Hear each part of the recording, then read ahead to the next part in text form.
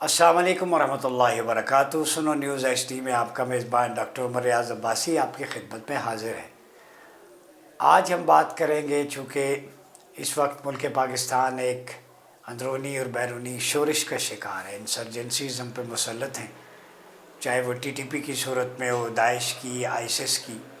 افواج پاکستان قربانیاں دے رہی ہے اور اپنے مقدس لہو سے اپنے وطن کی سرزمین کی آبیاری کر رہی ہے۔ عوام کے جان و مال کا تحفظ، اموال کا تحفظ یہ اولین ذمہ داری ہے۔ تو اسی کانٹیکس میں آج ہم دیکھیں گے کہ نبی اکرم صلی اللہ علیہ وسلم کی ریاست مدینہ کے دفاع میں کیا حکمت عملی تھی، پالیسی تھی، جو آج ہم اس کو گائیڈ لائن کے طور پہ لے سکتے ہیں۔ انٹیلیجنس کا نظام، فوج کا اور پولیس کا، اس حوالے سے آپ صلی اللہ علیہ وسلم کی سیرت کے وہ پہلو کہ جن سے ہم کو نور، روشنی اور رہنمائی ملتی ہے۔ آپ صلی اللہ علیہ وسلم جب مکہ سے مدینہ ہجرت کر کے تشریف لائے تو آپ نے مدینہ کو حرم قرار دیا۔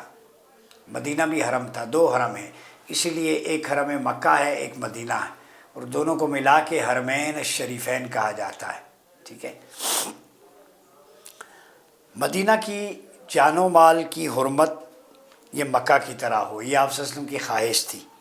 اسی لیے آپ صلی اللہ علیہ وسلم نے فرمایا وَإِنَّ يَثْرِبَ حَرَامٌ جُوفُهَا لِأَهْلِ هَذِهِ الصَّحِيفَةِ، اور یثرب یعنی مدینہ کا جوف، میدان جو پہاڑوں سے گھرا ہوا تھا، اس دستور والوں کے لیے حرم یعنی دارالامن ہوگا، جو مدینہ کے دستور یعنی میثاق مدینہ، کانسٹیٹیوشن آف مدینہ کی پاسداری کریں گے، ان کے لیے یہ حرم یعنی دارالامن ہوگا۔ ٹھیک ہے۔ یہاں بامی جنگ، کسی قسم کا جبر و تشدد، خون بہانا اور قتل و غارت گری کا ہر عمل کلیتاً ممنوع ہوگا۔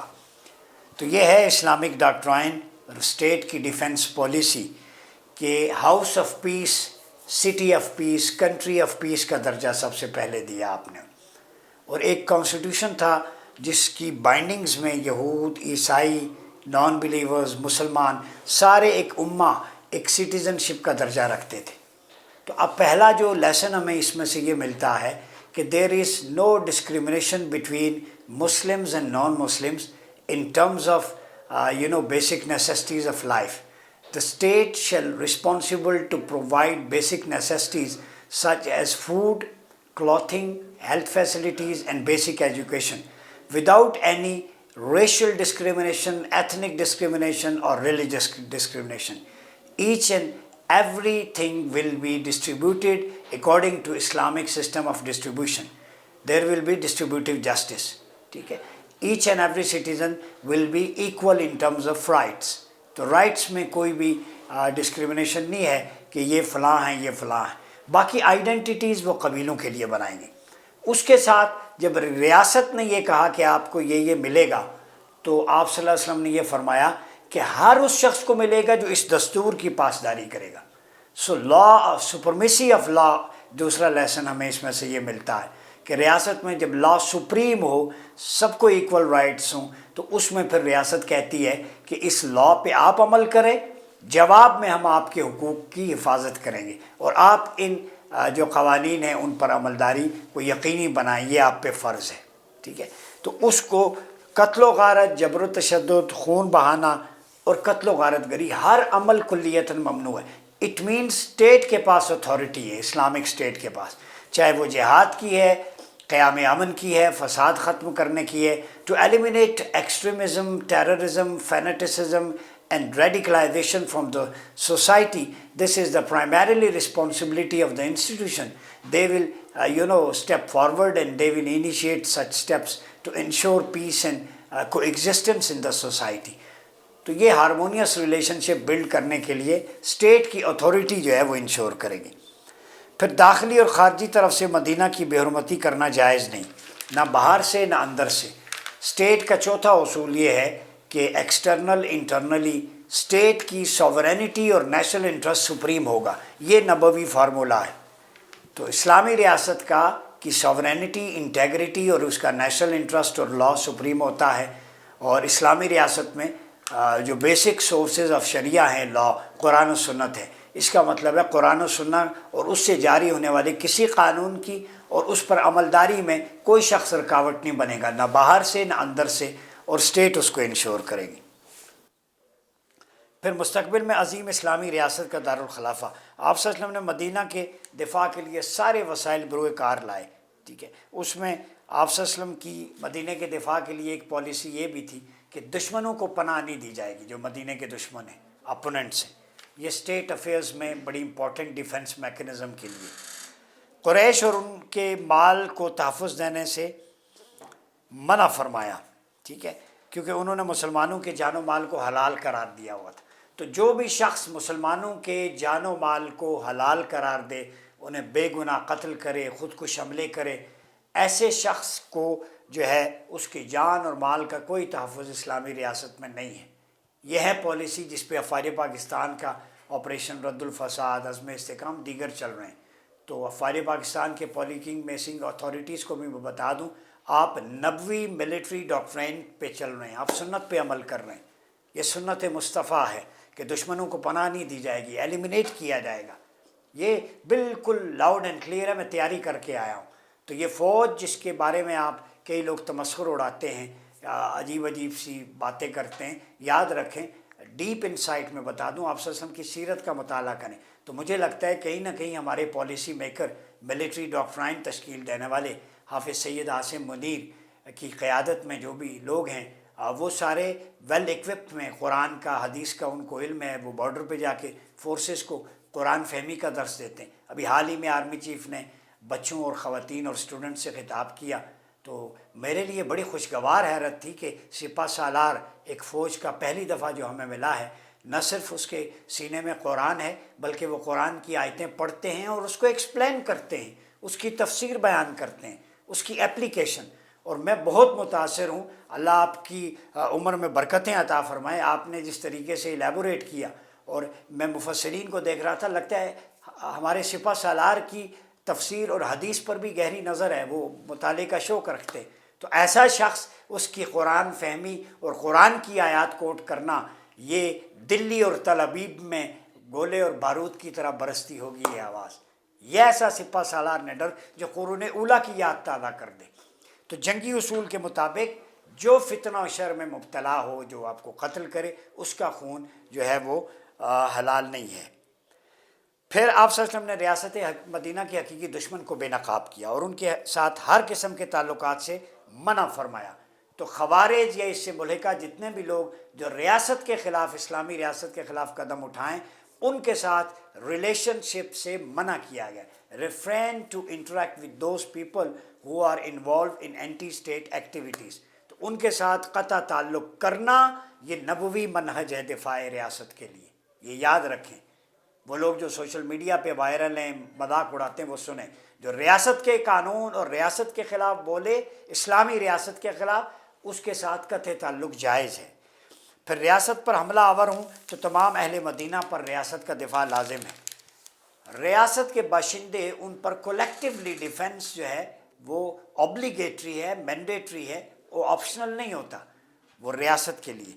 پھر دستور مدینہ کا آرٹیکل نمبر 53 جو اس کو اصل چیز جو کرکس ہے اس کا بیان کرتا ہے، وَإِنَّهُ لَا تُجَارُ قُرَيْشٌ وَلَا مَن نَصَرَهَا۔ قریش مکہ جو ریاست مدینہ کے دشمن ہیں اور اس کے خلاف جنگی کارروائیوں میں ملوث ہیں، ان کے مددگاروں کو پناہ نہیں دی جائے گی، ٹھیک ہے۔ یعنی جو جنگی کارروائیوں میں ملوث ہیں ان کو اور ان کے مددگار، سمپیتھائزر اور فیسیلیٹیٹرز، ٹیررسٹ کے، ایکسٹریمسٹ کے اور ریاست پر حملہ آور ہونے والوں کے، ان کو کسی قسم کی پناہ دینا یہ جائز نہیں ہے، ان کو پناہ نہیں دی جائے گی۔ یہ نبوی اصول ہے ملٹری اسٹریٹجی کا۔ اب کر لیں بات کہ لوگ کہتے ہیں یہ اس میں انوالو تو نہیں تھے، چلیں وہاں مدد فراہم کی۔ جو ان کو پناہ دے گا، سمپیتھائزرز ہوگا، ریاست کا فرض ہے وہ گھس کے ادھر مارے، یہ نبوی ڈاکٹرائن ہے، ٹھیک ہے۔ جیسے ہم مار رہے ہیں ان کی پناہ گاہوں کو، ہٹ کر رہے ہیں چاہے جس ملک کے اندر بھی ہوں۔ پھر 25 میں ہے وَإِنَّهُ لَا يُجِيرُ مُشْرِكٌ مَالًا لِقُرَيْشٍ وَلَا نَفْسَهَا وَلَا يَحُولُ دُونَهُ عَلَى مُؤْمِنٍ۔ مدینہ میں رہائش پذیر کوئی مشرک قریش مکہ کے کسی شخص کو کسی طرح کی مالی یا جانی پناہ نہیں دے گا اور نہ ہی کسی مسلمان کے خلاف اس کی حمایت میں دخل اندازی کرے گا۔ مالی اور جانی کسی قسم کی پناہ، یہ جو پاکٹس ہیں نا، ڈیپ پاکٹس ٹیررسٹ کی، ان کو بھی ایلیمنیٹ کرنے کا کہا گیا. یہ ہے 90 ڈاکٹرائن ملٹری اسٹریٹجی کا. پھر آپ نے دوسرے فرنٹ پہ کئی ایگریمنٹس کیے قرب و جوار اور احاطے میں جو قبائل رہتے تھے، ٹرائبز تھے، جو آپ صلی اللہ علیہ وسلم کے ساتھ کھڑے ہوں گے اور ریاست پر دشمن کے حملے کی صورت میں آپ کی مدد کریں گے. جیسے ہماری فوج ٹرائبل ایریاز میں عمائدین کے ساتھ جرگے کرتی ہے، بات چیت کرتی ہے. یہ بھی نبوی منہج ہے. میں کہاں سے ثابت کروں؟ کوئی دلیل سے آئے نا میرے سامنے بیٹھے.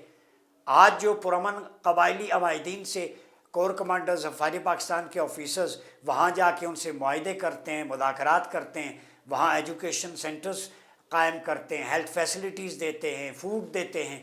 یہ عین نبوی طریقہ ہے آپ صلی اللہ علیہ وسلم کا کہ ایک طرف جو ٹیررسٹ اور ان کے سمپیتائزرز ہیں انہیں ایلیمنیٹ کریں، اور دوسری طرف جو سٹیزنز ہیں، قبائل ہیں، ٹرائبل کے ریپریزنٹیٹیو ہیں، انہیں انگیج کریں نیگوسیشنز میں اور ان کو نیریٹو بلڈنگ، انہیں بتائیں سچائی کیا ہے. وہ افواج پاکستان این سنت مصطفیٰ کے اصولوں پہ چل رہی ہے، اور ریاست مدینہ پر دشمن کے حملے کی صورت میں آپ کی مدد کریں گے. ٹرائبلز جو قبائل تھے ان سے عہد لیا، آج بھی یہی ہو رہا ہے. ان میں بنو زمرہ، بنو مدلج، بنو غفار، قبیلہ اشجع شامل ہیں. یہ الائز تھے آپ صلی اللہ علیہ وسلم کے جنہوں نے ڈیفنس میں آپ کے ساتھ ایگریمنٹس کیے ہوئے. ٹھیک ہے، بنو اسلم کے ساتھ بھی معاہدہ کیا، اور اس معاہدے میں ان کے ساتھ معاہدے میں آپ صلی اللہ علیہ وسلم کی مدد کرنا لازم ہے، اس کی شرط کا اضافہ کیا گیا. اسی طرح مدینہ کے اندرونی قبائل پر بھی ریاست کا تحفظ اور دفاع لازم تھا. جو ریاست کی اینٹیٹیز ہوتی ہیں، مختلف قبائل، برادریاں، قومیتیں، ان سب پر فرض ہوتا ہے ریاست کا دفاع کرنا. لہذا ان قبائل کے نام آئینی دستاویز میں باقاعدہ ذکر کیے گئے، وہ نام کہ ان کے ساتھ ریاست کا اندرونی اور تحفظ جو لازم تھا. بیشتر قبیلے بالخصوص قبیلہ طیس، ثقیف اور جرش نے اقرار کیا کہ ان میں سے ہر ایک پر اپنی زمین کی سلامتی لازم ہے. ان کو کہا اپنی زمین کی سلامتی کے لیے کھڑے ہو جاؤ. یہ ڈائیورسٹی انکلوسیونیس ہے، اور کولیکٹیولی پھر ریاست کا حفاظت ہوتی ہے. ہر قبیلہ اپنی ٹیریٹری کی حفاظت کرے. ٹھیک ہے، یہ امپاورمنٹ بھی ہے ایک طرح سے کہ جہاں پہ آپ کی فوج انگیج نہیں ہوتی، لینگویج بیریئر ہے، بہت سارے پرابلمز ہیں، وہاں ان قبائل کے ریپریزنٹیٹیو کو ایک فورس بنائیں، اس کو آپ کی آرمی ٹرین کرے، اور وہ وہاں کے حالات، آب و ہوا، کلچر کو جانتے ہیں. ان کو کہیں کہ آپ ڈیفنس کریں دہشت گردوں کے خلاف، تاکہ فوج پہ بھی بوجھ کم ہو اور ایک نیشنل انٹیگریٹی جو ہے وہ بن جائے. یہ بڑی امپورٹنٹ تجویز ہے. پھر آپ صلی اللہ علیہ وسلم نے انسانی تاریخ کی پہلی مقنناً جو ہے وہ ہستی بنے جنہوں نے باہمی دفاعی معاہدے تشکیل دیے اور مفاد عامہ، باہمی دفاع کے اصول پر مبنی ریاست متحدہ مدینہ قائم کی. ریاست متحدہ مدینہ، ٹھیک ہے، اسلامک یونائٹڈ اسٹیٹ آف مدینہ، یہ پورا نام تھا ریاست مدینہ کا، یونائٹڈ اسلامک اسٹیٹ آف مدینہ. ٹھیک ہے، یونائٹڈ اسلامک اسٹیٹس آف مدینہ. پھر آپ صلی اللہ علیہ وسلم نے فرمایا وَأَنَّ الْيَهُودَ يُنْفِقُونَ مَعَ الْمُؤْمِنِينَ مَا دَامُوا مُحَارِبِينَ. یہود اس وقت تک مومنین کے ساتھ جنگی اخراجات برداشت کریں گے جب تک وہ مشترکہ دفاعی جنگ میں جاری شرکت کریں گے. دفاعی جنگ مشترکہ ہوتی ہے، کولیکٹیو، اس میں جو بھی لوگ اینٹیٹیز ہیں وہ اپنا اپنا دفاع خود برداشت کریں. تو میں یہ سمجھتا ہوں اس صورت میں مسلم ورلڈ کو بھی اپنی ایک مشترکہ گرینڈ آرمی تشکیل دینی چاہیے، اور اس کا دفاع اور اس کی فنڈنگ جوائنٹ ہو، برڈن بھی نہیں ہوگا، اور وہ اپنے انٹرسٹ کے دفاع کر سکیں گے. پھر وَإِنَّ كُلَّ غَازِيَةٍ غَزَتْ مَعَنَا يَقَبُ بَعْضُهَا بَعْضًا. تمام لشکر جو ہمارے ساتھ کسی جنگ میں شریک ہیں آپس میں باری باری ایک دوسرے کی ذمہ داری سنبھالیں گے. یہ مواخات، ہر مصروف جنگ سپاہی کو باری باری رخصت دی جائے گی تاکہ باہمی سہولت کاری کے ذریعے سب کو آرام کے یکساں مواقع میسر ہوں. سہولت کاری، سہولت رکھی ہے دفاع میں بھی، جنگ میں بھی، کہ لڑتے ہوئے جو تھک جائے اب اس کو ریپلیس کر کے وہ اپنے امور، باقی سوشل لائف، اپنے بچے، گھر، اس کو دیکھ سکے اور دوسرا اس کو ریپلیس کر سکے. دیر از نو ڈسکرمنیشن. وہ کوئی کمیونٹیز میں نہیں ہے، سب مل کے ریاست کا دفاع کریں گے اور سب پر اخراجات ذمہ ہوں گے کولیکٹیولی. آج ہم کہتے ہیں کہ دفاعی بجٹ، حالانکہ انڈیا باقی ملکوں سے کم ہے، لیکن جو دفاع پہ خرچ ہوتا ہے، دفاع ہوگا تو معیشت بہتر ہوگی، سلامتی ہوگی، روزگار ہوگا، انویسٹر آئے گا. تو یہ جو دفاع پہ اخراجات ہوتے ہیں، اس پہ آپ صلی اللہ علیہ وسلم کی پالیسی ہے مشترکہ اخراجات پوری ریاست پہ. تو آپ اور میرا ٹیکس اگر کچھ حصہ اس کا دفاع پہ لگتا ہے، حالانکہ وہ پے بیک بھی کر رہا ہے مقدس لہو کی آبیاری کے بعد ہم یہاں بیٹھے ہیں، تو وہ دفاع پوری ریاست کے باشندوں کی ذمہ داری ہے. تو آپ کے میرے ٹیکس سے جو دفاع پہ خرچ ہوتا ہے یہ نبوی اصول کے مطابق ہے، یہ کوئی خراج یا ایسا ٹیکس نہیں ہے کہ جو ظلم ہو رہا ہے۔ تو یہ تو آپ صلی اللہ علیہ وسلم کا ایک میکنزم ہے جو آپ نے دیا ہے، ریاست کے شہریوں پر لازم ہے، وہ انہی کے دفاع کے لیے وہاں پہ لڑ رہے ہیں، تو ان کے اخراجات، کھانا پینا، ان کی فیملیز ہیں، باقی ساری وہ چیزیں اب مینیج ہوتی ہیں۔ پھر تمام گروہ برادری اور شہریوں کو آمادہ کیا کہ ریاست پر کسی قسم کے خطرے اور دشمن کے خلاف ایک لشکر ہے، one army, every single person is the part of regular army. ایک تو ریگولر آرمی ہماری 7-8 لاکھ فوج ہے، ارریگولر جو ہے پاکستان کا ہر جوان ریاست پر جب حملہ ہو وہ اپنے آپ کو مجاہد سمجھے، یہ نبوی فارمولہ ہے۔ یہ 65 کی جنگ میں ہم نے دیکھا ہے قوم نے اور افواج نے مل کر اپنے سے 2 گنا بڑے دشمن کو شکست دی تھی، ٹھیک ہے۔ پھر آپ صلی اللہ علیہ وسلم کی حدیث واضح ہے، ابن حشام سیرہ نبویہ، ابن کثیر نے بدایہ میں نہایہ میں نقل کیا، وَإِنَّهُ لَا يَخْرُجُ مِنْهُمْ أَحَدٌ إِلَّا بِإِذْنِ سَيِّدِنَا محمد صلی اللہ علیہ وسلم، اور یہ کہ شرکائے معاہدہ میں سے کوئی بھی آپ صلی اللہ علیہ وسلم کی اجازت کے بغیر، جنگی کارروائی کے بغیر نہیں نکلے گا کے لیے۔ Supreme commander of the state آپ صلی اللہ علیہ وسلم تھے، ایڈمنسٹریٹر بھی تھے، ہیڈ آف اسٹیٹ بھی تھے، سپریم کمانڈر بھی تھے۔ اب یہ نبوی فارمولہ کیا بتاتا ہے، میں کھل کے بتا دوں، یہی خلافہ علی منہاج نبوہ میں ٹرانسفر ہوا ہے۔ اسلام میں جو ہیڈ آف اسٹیٹ ہوتا ہے وہی ہیڈ آف اسٹیٹ ہوگا، وہی ملٹری کمانڈر ہوگا، لیکن وَزَادَهُ بَسْطَةً فِي الْعِلْمِ وَالْجِسْمِ، قرآن و حدیث کا فہم، جنگی مہارتیں اس کے لیے ناگزیر ہیں۔ الحمدللہ حافظ سید عاصم منیر حفظہ اللہ تعالی، آپ کے پاس جنگی مہارتیں بھی ہیں، قرآن فہمی بھی ہے، یہ 2 چیزیں بدرجہ اتم نبوی فارمولے کے تحت آپ کی شخصیت میں موجود ہیں۔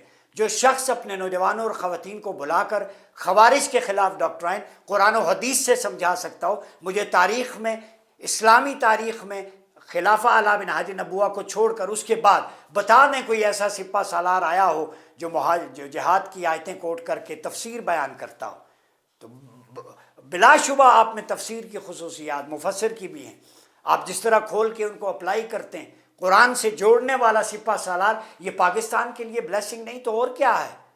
تو وہ جو آپ سسٹم کی اتھارٹی ہے، اجازت، تو آپ کو آپ کی اجازت کے بغیر کوئی نہیں، آپ سپریم کمانڈر ہیں۔ تو جس طرح SIFC، گرین پاکستان انیشیٹو، دیگر منصوبوں پہ، تو مجھے لگتا ہے وہ جھلک، وہ مدینہ کے اسٹیٹ کی، خلافہ علی منہاج نبوہ کی، اس کی کچھ چیزیں یہاں پر مجھے محسوس ہو رہی ہیں۔ آپ اگر فرنٹ سے لیڈ کریں گے قبلہ حافظ عاصم منیر صاحب، تو خوشی ہوگی، اور یہ خوشی ہے کہ آپ ایک طرف جہاد کی ترغیب دے رہے ہیں، ویل ایکوپڈ ہیں، اور دوسری طرف اکانومی، فارن افیئرز، ملکی بین الاقوامی معاہدے معاہدات، ان میں آپ اپنا رول پلے کریں، اور یہی صفات ایک ایڈمنسٹریٹر کی ہوتی ہیں، وہ ہیڈ آف اسٹیٹ بھی ہو، ملٹری کمانڈر بھی ہو۔ تو اس سے زیادہ میں کھول کے اور کیا بتاؤں۔